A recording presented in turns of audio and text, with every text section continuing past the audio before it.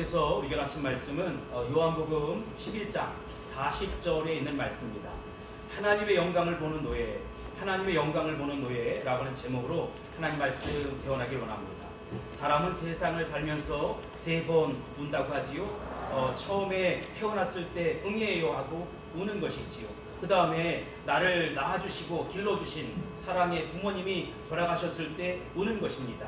그리고 그리스도인이라면 예수 그리스도를 만나 거듭난 하나님의 자녀가 되었을 때, 하나님 만났을 때 운다는 것이지요. 오늘 본문 요한복음 11장 35절에도 보면 예수께서 눈물을 흘리시더라 이렇게 말씀하고 있어요.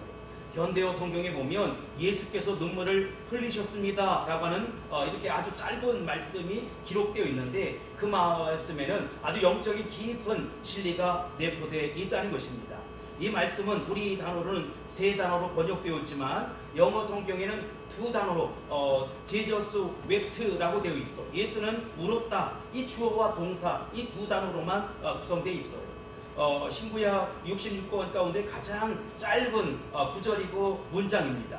헬라어 성경에는 에다크루센 호 예수스라고 되어 있어요. 세 문장으로 되어 있습니다. 이것은 성경 말씀 중에 그야말로 가장 짧은 구절이지만 그러나 우리가 상상을 초월한 아주 영적인 깊이가 담겨져 있다는 것입니다. 그 다음에 여러분, 왜 예수님은 눈물을 흘리실까요? 예수님이 눈물을 흘리신 것은 사랑하는 그 제자 나사로가 죽었기 때문이라는 것이지요. 그렇다면 많은 사람들이 눈물을 흘리는데 예수님의 눈물은 도대체 왜 중요한 것일까? 그것은 바로 예수님의 눈물은 하나님의 눈물이기 때문에 그렇다는 것입니다. 다시 말하면 하나님 아버지께서 눈물을 흘리셨던 것이지요. 이제 무소불능하시고 전지전능하신 그 하나님께서 그렇다면 왜 우셨을까? 이 세 가지 이유를 이야기하고 싶어요. 첫 번째, 예수님이 인간이기 때문에, 인간을 사랑하기 때문에 우셨다는 것입니다. 눈물은 고통스러워서 흘리는 눈물이 있고 사랑스러워서 흘리는 눈물이 있어요. 자녀가 잘못되면 부모님들은 눈물을 흘린다는 것입니다. 이 부모가 자녀를 그렇게 끔찍이 사랑하기 때문이라는 것이지요. 또 예수님은 하나님인 동시에 인간이기 때문에 우셨다는 것입니다. 신성뿐만 아니라 인성을 갖고 계셨기 때문에 우셨다는 것이지요. 마지막으로 예수님께서도 감정이 있으시다는 것입니다. 우리가 울 줄도 모르고 웃을 줄도 모르는 냉혈한 그 사람들에게는 도저히 대화가 불가능한 것이지요. 감정이 없는 사람에겐 그저 현상만 있을 뿐입니다. 그래서 노예를 해도 오면 옳고 그름만 이야기하는 것이지요. 그냥 다른 사람들이 평생 잘못된 것만 지적하고 따지고 하다가 끝나는 인생이 된다는 것입니다. 여러분, 히브리어로 남성이란 말은 자카르라고 되어 있는데 표하다 또는 기억하다 이런 뜻입니다. 남자들은요 여기저기서 자신의 모습을 표하길 원하고 드러내길 원하고 기억되길 원한다는 것이지요. 근데 여자들은 찌르다 이런 뜻이 있어요. 우리 남자 목사님들 아내 사모님이 또는 남편 사부님이 찌르거든. 자기의 본분을 감당하는가 보다, 자기의 사명을 감당하나 보다 이렇게 얘기해야지. 물론 적당히 찔러주면 참 좋겠는데 그것 때문에 승질이 나거나 그것 때문에 속상하면 안 된다는 것입니다. 예수님은 감정이 없는 돌덩이가 아니라는 것이지요. 거룩한 진리와 공의를 내세우는 딱딱한 분만은 아니라는 것입니다. 예수님에게도 사랑의 감정이 있고 눈물이 있었다는 것입니다. 참된 구원에는 구원자의 눈물이 있고 구원받는 자의 눈물이 있다는 것이지요. 하나님께서 인간을 구원하실 때 눈물을 흘리시고 구원받은 성도도 감격해서 하나님 앞에 감사합니다 하고 눈물을 흘리는 것입니다. 예수님이 눈물을 흘리신 것에 대해서 깊이 묵상할 수 있는 주제는 예수님의 눈물은 과연 우리에게 어떤 영향력을 끼치는가, 도대체 예수님의 눈물은 우리에게 어떤 의미가 있는가라고 하는 것입니다. 여러분, 집안에서 바퀴벌레가 죽는다, 아니면 이 파리가 죽는다, 아니면 개미가 죽는다 라고 하는 것을 보고 통곡한 사람 보셨습니까? 1번 봤다, 2번 못 봤다, 3번 때려 죽여도 모르겠다. 뭐죠? 바퀴벌레가 죽고 개미가 죽었다고 우는 사람, 파리가 죽었다고 우는 사람 하나도 없어요. 예를 들어 깨어진 항아리 때문에 우는 사람, 낡은 원호 때문에 우는 사람, 폐기될 그런 가전제품 때문에, 아니면 폐차하는 자동차 때문에, 번 구두 때문에 우는 사람 없다는 것이지요. 왜냐? 가치가 없기 때문에. 쓰레기 더미를 보고서 우는 사람 없다는 것입니다. 그러나 사랑하는 부모나 형제나 자식이나 친척이나 친구를 울었을 때 우리는 엉엉거리고 운다는 것입니다. 왜냐하면 그들은 그만큼 중요한, 아주 귀중한 존재이기 때문이라는 것이지요. 가장 아끼고 애착을 갖는 물건도 그것을 잃어버렸을 때에는 속이 상하지만 그렇게 울진 않는다는 것이지요. 가치가 있기 때문에 운다는 것입니다. 이 눈물과 가치는 상관관계가 있어요. 여기서 눈물은 내면에서 우러나오는 고통으로 말미암아서 불쌍히 여기는 감정을 가지고 우는 것을 말합니다. 예수님은 죽은 나사로를 보고 눈물을 흘리셨어요. 눈물을 흘리신 이유가 뭡니까? 나사로가 그만큼 가치 있는 존재였고 그 영혼이 그렇게 귀중한 존재였기 때문이라는 것입니다. 예수님은 나사로의 죽음에 대해서 한없는 눈물을 흘리셨어. 이상하지 않습니까? 금방 다시 살아날 건데 도대체 왜 나사로의 무덤 앞에서 울었고 나사로의 시신을 바라보며 울었느냐라고 하는 것입니다. 절대 권능자의 눈물이고 인류 구원자의 눈물이라는 것입니다. 이처럼 이 사람은 말이지요, 그렇게 가치가 있는 것이고 영혼은 그렇게 소중한 것입니다. 예수님이 눈물을 흘리실 만큼 인간은 가치 있는 존재라는 것이지요. 인간은 동물의 형상을 가지고 이 땅에 태어난 것이 아니라 하나님의 형상으로 지음받은 존재입니다. 근데 우리 인간들이 가장 모욕스러운 것은 동물에 비유하는 거예요. 많은 사람들이 당신 무슨 띠요? 소띠, 말띠, 토끼띠, 개띠 하면서 무슨 띠에다가 표현할 때가 있어요. 사람을 동물의 형상으로 비유하는 것만큼 그렇게 스스로 폄하하는 단어가 없다는 것입니다. 사람은 하나님의 유전자, DNA가 고스란히 박혀져 있다는 것이지요. 사람이 소중한 까닭은 하나님의 형상, 이마고 데이, 하나님의 형상이 그 속에 담겨져 있다는 것입니다.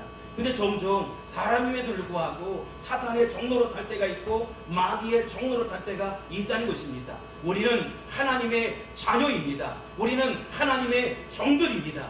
하나님 앞에 부름받은 하나님의 사명자들이라는 것이지요. 근데 여러분, 우리가 이 동산까지 올라와셨을 때 도대체 어떤 모습으로 오셨느냐라고 하는 것이지요. 천사도 흠모할 만한 귀한 사명 주셨어요.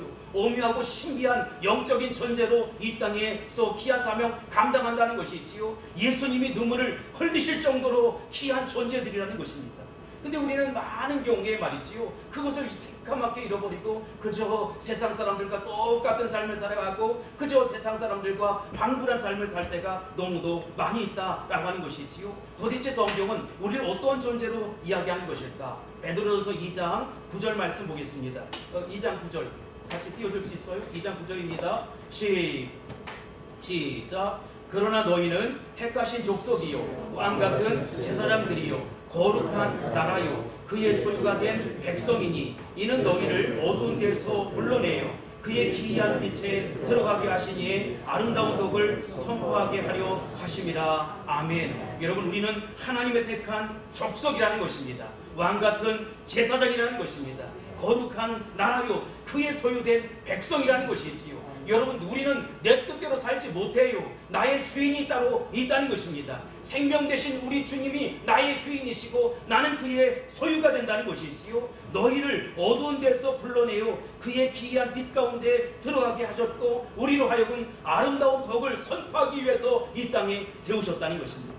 오늘 요한복음 11장 36절로 37절에 보면 예수님이 하실 일과 사람들이 해야 할 일, 우리 목회자들이 해야 할 일에 대해서 고스란히 담겨져 있어. 36절 37절입니다. 시작. 이에 유대인들이 말하되 보라 그를 얼마나 사랑하셨는가 하며 그중 어떤 이는 말하되 맹인들의 눈을 뜨게 한 이 사람의 그 사람은 죽지 않게 할 수 없었더냐 하더라. 아멘. 여러분, 예수님이 눈물을 흘리시는 것을 보고 유대 사람들은 두 가지 모습으로 이야기해요. 먼저 한 무리의 유대인들은 뭐라고 얘기하느냐? 야, 예수님이 나사로를 정말 사랑했구나. 예수님이 나사로를 정말로 사랑했구나. 예수님이 우리를 여러분 나사로를 사랑한 것처럼 지독하게 사랑하신다는 사실 아십니까? 우리가 아무리 잘못된 길로 걸어가고 사망의 음침한 골짜기로 달려갈지라도 사랑의 대추적을 통해서 너는 내 것, 너는 내 종, 너는 나의 사람 하면서 우리를 끝까지 불러내신다는 것입니다.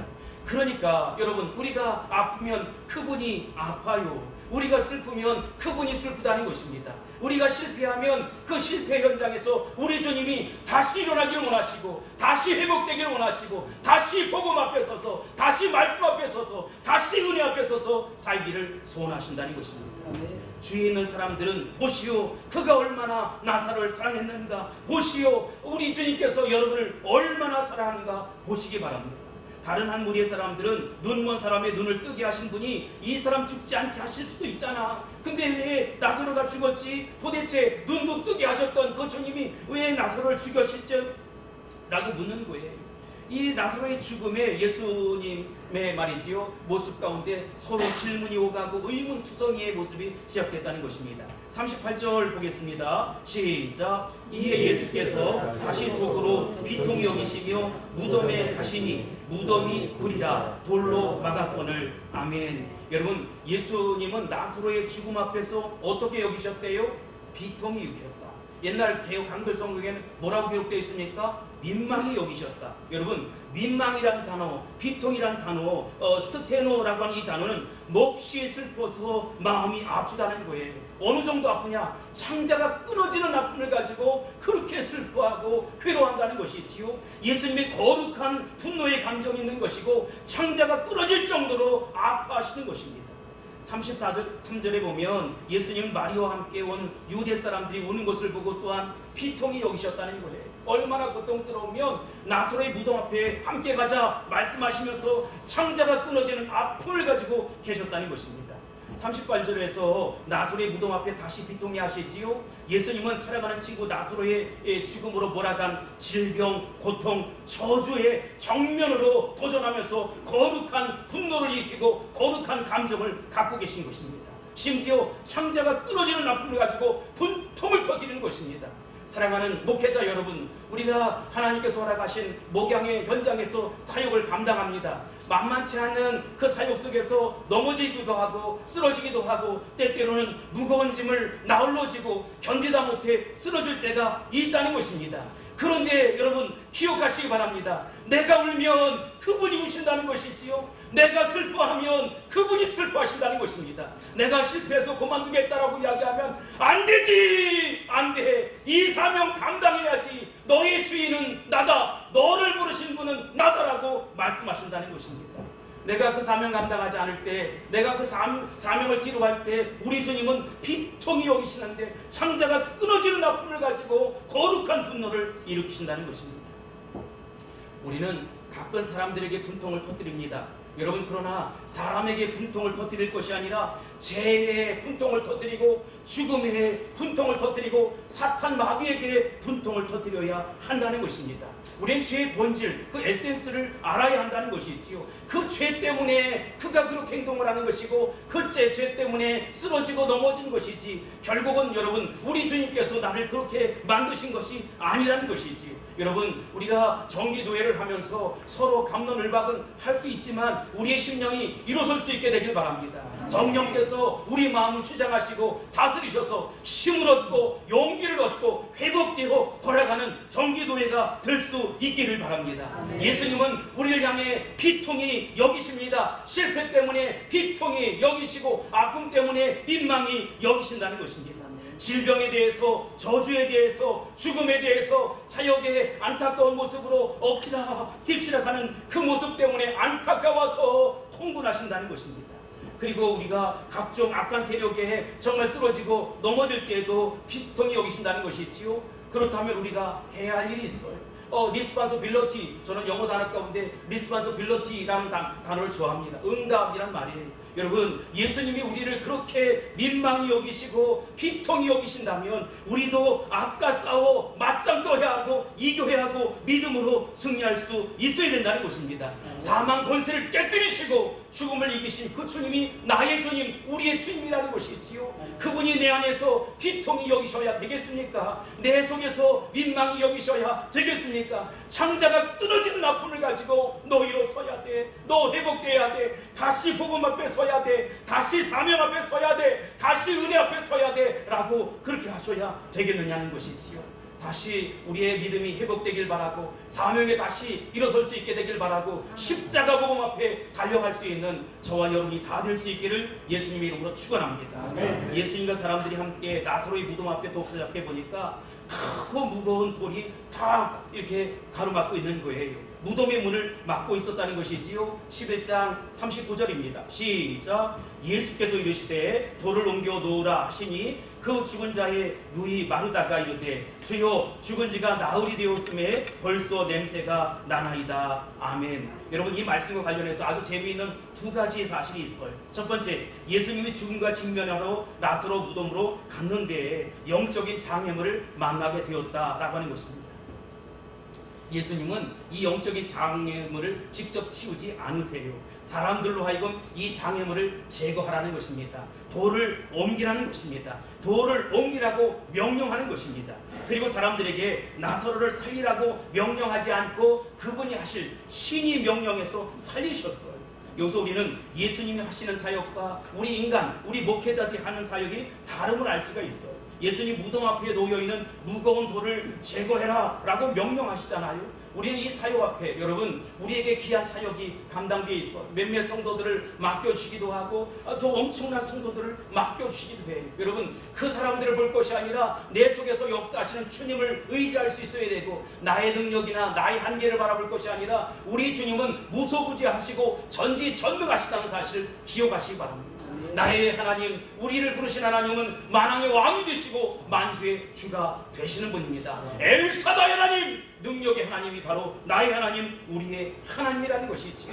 그런데 그분에게 그런 능력이 있는데 우리가 인간이 해야 될 일이 있어요. 그게 뭐냐? 기적을 산출할 만한 믿음이 내게서 있어야 된다는 것입니다.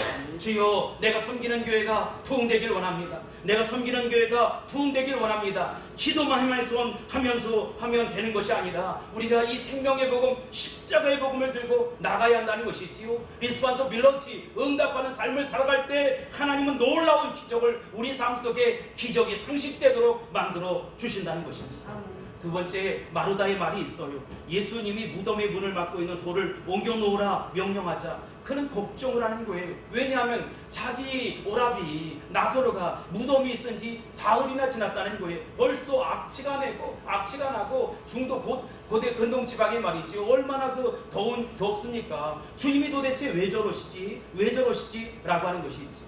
마르다는 마음이 편할 때는 예수님을 깊이 생각합니다. 성령 충만할 때는 예수님을 깊이 생각합니다. 마음에 즐거움이 있을 때는 예수님을 깊이 생각합니다. 그런데 나에게 고통이 있고 아픔이 있고 또 남편에게, 아내에게, 성도에게, 자식에게 아픔을 당하고 고통을 당하면 어떻게 되느냐? 마음이 급해지는 거예요.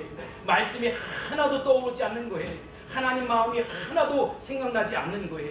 그녀는 인간적인 믿음을 가졌다가 예수님을 만난 후에 부활한 그 사건을 경험하게 되었어요. 생명의 믿음으로 바꾸게 되었다는 것입니다. 그러나 여러분, 예수님의 부활 사건을 그가 경험하고 처음에도 믿음이 온전해지는 것은 아니라는 것이지요. 우리도 마찬가지예요. 사역 현장에서 귀한 사명 감당합니다. 10년, 20년, 30년 하나님의 부르심에 순종하면서 생명 되신 우리 주님, 구원 되신 우리 주님, 그 주님 앞에 하나님의 영광성을 드러내길 원하고 복음의 광채를 드러내길 원해서 어떤 때는 할렐루야 주님을 찬양하기도 하고 금식하고 예비하고 찬송하지만 여러분, 우리가 다 이루어진 것이 아니에요. 온전히 변화된 것이 아니에요. 겉사람은 조금씩 변했는지 모르지만 간으로 들어가면 아직도 불순종의 그런 영적인 찌꺼기들이 죄악의 찌꺼기들이 아직도 남아있다는 거예요. 언제 알 수 있어요? 바딱지가 콕딱 지나면 알 수 있어요. 인간적인 분노가 막 발하기 시작하고 생각이 사망의 음침한 골짜기로 헤매기도 하고 그런다는 것이지요. 여러분, 그렇지만 우리가 다 그런 사람이고 그런 사람들이지만 그러나 중요한 것은 주여 내가 믿기를 원합니다. 나의 신앙의 현주소, 믿음의 현주소가 이렇습니다라고 솔직히 고백할 수 있어야 된다는 것입니다. 그리고 믿음 앞에 다시 서는 것이지요. 오늘 본문에 보면 이 마르다의 행위를 통해서 아주 영적인 귀한 진리를 발견하게 돼요. 어떻게요? 40절입니다. 시작. 예수께서 이르시되 내 말이 내가 믿으면 하나님의 영광을 보리라 하지 아니하였느냐 하시니 아멘. 여러분, 요한복음 11장 4절에 보면 예수님 앞서 나사로의 병에 대해서 어떻게 진단하셨느냐? 이 병은 어떤 병이라고요? 죽을 병이 아니라 하나님의 영광을 위한 병이고 하나님의 아들이 이로 말미암아 영광을 받으시게 한다는 것입니다. 저도 사역을 감당하면서 많은 사람들이 암 환자들이 우리 교회를 찾아올 때가 있어요. 12cm 혈액암 또는 유방암, 이제 3기 또는 자궁암 몇 기. 그런데 여러분, 그들이 목사님 이렇게 이야기하지만 다 힘들고 어려워요. 의사가 한마디 하면 살 것 같은데 목사 앞에서는 기도나 어떻게 한번 해주세요, 이 정도의 모습이에요. 네, 여러분, 중요한 것은 우리가 믿음을 가져야 한다는 것이지요. 하나님의 영광을 드러낼 병이라면 사는 것 아니겠습니까? 집사님, 권사님, 성도님, 기도합시다. 하나님이 하시면 됩니다. 우리 주님이 도와주시면 됩니다. 그러다 안 되면 천국 가는 것이니까 천국 가는 그날까지 확실한 믿음 가지고 복음 앞에 다시 섭시다. 그러나 내 뜻대로 마옵시고 아버지 뜻대로 되길 소원합니다라고 하면서도 끝까지 기도해보자. 그래서 많은 환우자들이 주님 앞에 돌아오고 많은 환우들이 고침받고 병나는 역사들을 보게 되는 것이지요. 예수님은 이 말씀을 다시 우리에게 상기시켜 준다는 것이지요. 우리가 자주 인간적인 믿음으로 돌아가는 것은 순간적인 영적인 원리를 잃어버리기 때문이다. 순간적인 영적인 그 원리를 놓쳐버리기 때문이라는 것입니다. 오늘 본문에 요한복음 11장 40절의 영적인 원리가 뭡니까? 믿으면 뭘 보지요? 하나님의 영광을 보는 것입니다. 여러분, 믿는 대로 돼요. 나의 사역이 어떻게 될 것인가? 내가 믿어요. 안 될 것 같아. 안 돼요, 여러분. 내가 하는 것이 아니라 여러분, 우리 주님이 하시는 것입니다. 내가 사역하는 것이 아니라 주님이 내 안에서 사역하시도록 해야 하는 것입니다. 내가 실력이 있고 능력이 있고 권세가 있어 하는 것이 아니라 내 안에 만왕의 왕이 되시고 만주의 주가 되시며 전지전능하신 하나님, 엘사다이 하나님, 능력의 하나님, 나를 부르신 하나님이 내 안에서 역사하시고 내 안에서 일하시는 것입니다. 믿으면 하나님의 영광을 보게 될 것입니다. 그저 주저주저하고 안절부절했던 믿음 버리세요. 제발 버리고 돌아가세요. 내 안에서 성령의 완전한 포로가 되어서 주님 앞에 쓰임받는 우리 노예원들이 다 될 수 있기를 예수님의 이름으로 축복합니다. 예수님 분명히 말씀하십니다. 믿으면 하나님의 영광을 경험하게 될 것이다. 믿으면 하나님의 부흥을 체험하게 될 것이다. 믿으면 하나님의 영광을 경험하게 될 것이다. 우리는 자라온 환경이나 교육, 경험, 사상 등에 비춰 합당해야만 믿을 수 있다라고 생각하는 것 오만이에요. 예수님은 단도직입적으로 말씀하십니다. 내가 나의 말을 믿으면 하나님의 영광을 보게 될 것이다. 이런 면에서 믿음은 이성이 아니라 은혜의 선물이다, 이렇게 진단할 수 있습니다. 믿음은 하나님이 주시는 선물이라는 것이지요. 믿음은 우리가 가지려고 애쓴다고 해서 얻어지는 것이 아니에요. 하나님께서 우리에게 주시는 선물이라는 것입니다. 선물은 공짜잖아요. 주님 감사합니다. 내가 이 선물 받고 멋진 사역 감당하겠습니다. 나는 실력도 없고 능력도 없고 가진 것도 없지만 우리 주님이 든든한 백이 되십니다. 우리 주님께서 내 안에 들어오셔서 역사해 주세요. 설교도 하시고 전도도 하시고 상담도 하시고 내 안에 들어오셔서 역사해 주세요. 나는 믿습니다. 나의 사역을 통해, 우리의 사역을 통해 하나님의 영광이 나타나기를 소원합니다. 믿음은 이성의 산물이 아니라 하나님의 선물이다. 따라서 우리는 하나님 앞에 내가 목회자임에도 불구하고 주님, 나는 믿음이 없습니다. 인간적인 생각으로 똘똘 뭉쳐 있습니다. 믿음이 생기질 않습니다. 하나님, 나를 불쌍히 여겨 주옵소서. 나를 긍휼히 여겨 주옵소서. 하나님과의 사랑의 관계가 무너지면 우리는 영적인 침체가 와요. 누가 무슨 말을 해도 그저 나를 까는 것 같고 나에게 수근수근거리는 것 같고 나를 쪼는 것 같아요. 그러나 여러분, 하나님과의 관계가 회복되면, 사랑의 관계가 회복되면 나도 모르는 성령 충만함이 있다는 것입니다. 그래, 다시 복음 앞에 서야지, 다시 믿음 앞에 서야지, 다시 말씀 앞에 서야지. 그래서 하나님 기뻐하는 일을 감당해야지. 내 남은 생에 하나님의 영광을 위해 드리리라. 남은 생에 하나님의 영광을 위해 다시 헌신하리라. 결단하는 이 시간 될 수 있기를 주의 이름으로 축복합니다. 아멘. 인간적인 믿음은 상대방에게 상처를 줄 수밖에 없어. 아내에게도 상처를 주고, 남편에게도 상처를 주고, 부모에게도 상처를 주고, 자식에게도 상처를 주고, 목회자에게 상처를 주고, 성도에게 상처를 준다는 것이지요. 그러나 여러분, 성령님으로 말미암은 믿음은 그저 겸손해지고 은혜로워지고 서로에게 덕을 끼치고 심지어 축복까지 나누게 한다는 것입니다. 노예에서 봉사할 때도 마찬가지예요. 인간적인 믿음으로 하는 봉사 시끄럽습니다. 그 사람의 특징은 한마디로 무조건 열심을 냈지만 그 열심이 인간적인 생각, 인간적인 의지, 인간적인 비교, 경쟁, 시기심 등이 있는 것이지요. 그러면 결과가 뭡니까? 서로 상처받고 에이 다시는 안 온다 이런 것이지요.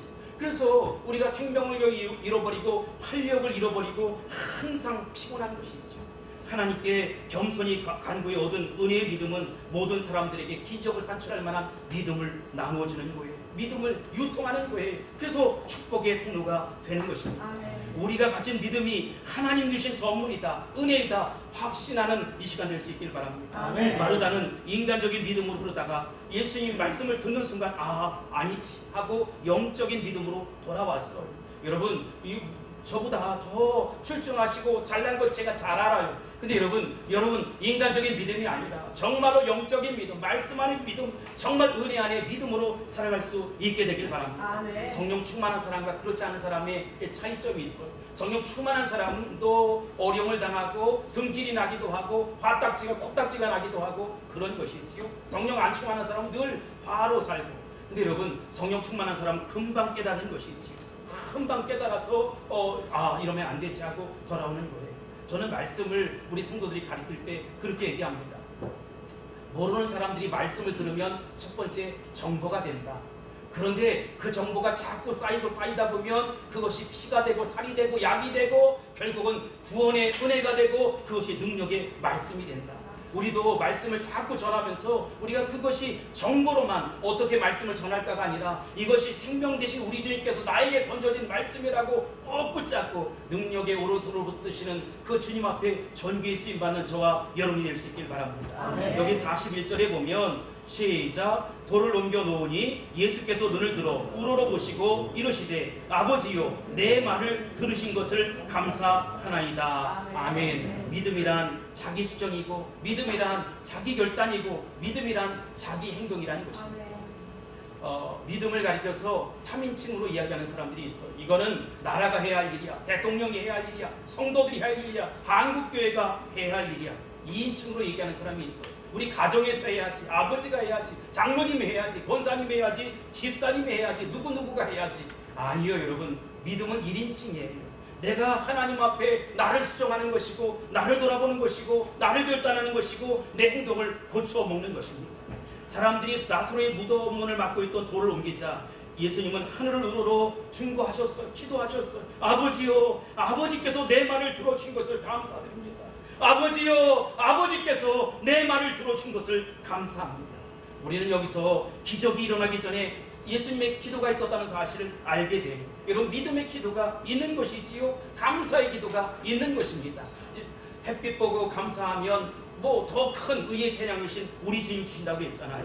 요한복음 11장 42절로 44절에 보면 항상 내 말을 들으신 줄을 내가 알았나이다. 그러나 이 말씀 없는 것은 둘러선 무리를 위함이니 곧 아버지께서 나를 보내신 것을 그들로 믿게 하려 함이니이다. 이 말씀을 하시고 큰 소리로 나사로야 나오라 부르시니 죽은 자가 수족을 베인 동인채로 나오는데 그 얼굴은 수건에 쌓였더라. 예수께서 이르시되 풀어놓아 다니게 하라 하시니라. 이렇게 말씀하고 있습니다. 예수님은 나사로의 무덤 앞에서 3가지를 명령하세요. 여러분 이것은 우리에게 똑같은 모습이에요. 돌문을 옮기라는 것입니다. 영적인 장애물을 제거하라는 것입니다. 그리고 나사로야 나오라, 병문아 나오라, 영주야 나오라, 침체 속에서 나오라, 어려움 속에서 나오라는 것입니다. 그리고 수건을 풀어서 다닐 수 있게 하라. 여러분 나를 가로막는 것이 무엇입니까? 그것이 사탄이라면 예수 이름으로 때려치고 나와야 되지 않겠습니까? 우리가 믿음으로 나와야 되지 않겠습니까? 나보다 더 큰 일을 할 수 있다고 우리 주님 말씀하셨어요. 무덤의 입구를 막은 돌을 옮겨놓은 일은 사람들이 해야 할 몫이지요. 그리고 나사로를 살리는 일은 누가 해야 되느냐? 우리 주님이 아세요. 내가 열심히 애쓰고 힘쓰면 우리 주님 오셔서 역사해 주신다는 것이지요. 여기 구원의 놀라운 그림이 있고 파노라마가 있습니다. 우리가 어떤 영적 장애물을 제거하면 예수님은 죽은 사람도 살리신다는 것입니다. 우리가 영적인 장애물들 하나둘 제거하기 시작하면 우리 가운데 오셔서 우리 주님께서 역사해 주신다는 것입니다. 그래서 살아난 자의 족쇄를 풀어줄 뿐만 아니라 자유롭게 다닐 수 있도록 허락해 주신다는 것이지요. 죽은 나사로는 분명히 다시 살아났어요. 아멘입니까? 아멘. 예수님은 죽은 자도 살릴 수 있다는 것입니다. 아멘. 예수님에게 그런 능력이 있어요. 아멘. 예수님의 기적, 예수님의 초월적인 역사, 믿음을 갖는 그 무한한 가능성의 믿음을 갖는 저와 여러분이 될 수 있기를 예수님 이름으로 축원합니다. 아멘. 안 돼. 그건 여러분 내가 주권자가 되는 거예요. 왜 안 됩니까? 절대 주권자는 우리 주님이세요. 아멘. 주님이 하시면 됩니다. 아멘. 주님이 역사하시면 됩니다. 주님이 은혜를 베풀으시면 흘려보내시면 된다는 것입니다. 아멘. 하나님의 아들 예수님이 우리 삶 가운데 오셔서 역사를 일으키겠다는 것이지요. 우리의 사역에 부흥을 주시겠다는 것입니다. 내 영혼에 꽃피는 역사가 있고 황무지 같은 인생에 장미꽃 피어나는 인생으로 바꿔 주시겠다는 것입니다. 아멘. 저는 가난한 목회자였음에도 불구하고 돈만 생기면 성지순례를 갔어요. 그 바울사도의 1차, 2차, 3차 전도여행 무슨 뭐 예수 이거 많이 다녔었는데 여러분 키프로스 아세요? 사이프러스라고 하죠. 영어는 구브로 팔레스타인 블레셋 사람들이 이 구브로 섬에서 나왔다고 하잖아요. 그 구브로에 가보니까 비너스 상이 거기 있더라고요. 사랑의 비너스 말이죠. 근데 사랑의 비너스 상이 있는 그곳에서 바울 사도는 죽도록 맞았어. 40에 하나 감한매를 그곳에서 맞은 곳이잖아요. 제가 그곳을 이야기할 것이 아니라 바울 사도가 첫 번째 갔던 사역의 길을 갔던 그 첫 번째 곳, 그곳이 구브로라고 하는 섬인데 구브로에서 세 번째로 큰 도시가 뭐냐면 나르나카라고 하는 나르나카가 어디냐 여러분. 거기에 보고 제가 깜짝 놀랐어요. 여기 그 그림을 제가 사진을 담아 왔는데 잘 못 찍은 사진이지만 잘 봐주세요. 여러분. 여기가 나르나카에 있는 나사로의 무덤이에요. 나사로 무덤 기념교회. 나사로는 40년 동안 살다가 죽은 거예요. 그리고 다시 살아났어요. 그리고 난 이후에 이곳으로 구브로로 선교사로 파송이 되었다는 것이지요. 이곳에 가서 40년 동안 십자가의 복음, 생명의 복음을 전했다는 거예요. 그래서 9세기에 그를 기리기 위해서 이제 이후에 비잔틴 그 시대 말이지요. 교회를 세우고 전승에 의하면 그가 이곳에서 열심히 사역하다가 80이 되었을 때 죽었다는 것입니다. 사랑하는 한길노회 동역자 여러분, 우리가 오래 산다는 것이 문제가 되지 않아요. 우리는 언젠가 죽을 거예요. 나사로도 죽었던 것처럼 죽을 거예요. 죽지만 다시 산다는 사실 아십니까? 주님 앞에 가서 우리는 다시 살아나게 되는 것이지요. 놀라운 영적인 진리가 여기 담겨져 있는 것입니다. 사망 권세를 깨뜨리시고 죽음을 이기신 그 주님, 우리가 이 땅에서는 저러한 삶을 살지만 주님 앞에 서서 우리가 셈할 날이 있을 거예요. 회개할 날이 있을 거예요. 우리가 다 이 땅을 살아가면서 목회자로 부름을 받았어요. 우리의 삶이 거의 비슷하잖아요. 사실 우리가 돈이 없지 가오가 없습니까? 자존심이 없습니까? 그래서 자존심 뭉개면 정말로 죽을 것 같잖아요. 여러분, 우리가 이 자존심을 주님 앞에서 엿바꿔 먹고 정말 주님 기뻐하는 삶을 남은 생에 살아보자고. 믿으면 하나님의 영광을 보리라고 말씀하셨으니까 그 하나님의 영광을 드러내는 저와 여러분이 될 수 있길 바랍니다. 마지막으로 히브리서 10장 38절에 보면 제가 정기 노예를 하면서 오늘 새벽에 이렇게 기도하면서 받은 말씀이기도 한데 히브리서 10장 38절에 보면 나의 의인은 믿음으로 말미암아 살리라. 또한 뒤로 물러가면 내 마음이 그를 기뻐하지 아니하리라 하셨느니라 라고 말씀하고 있습니다. 우리 목회자들에게 뭘로 살래요?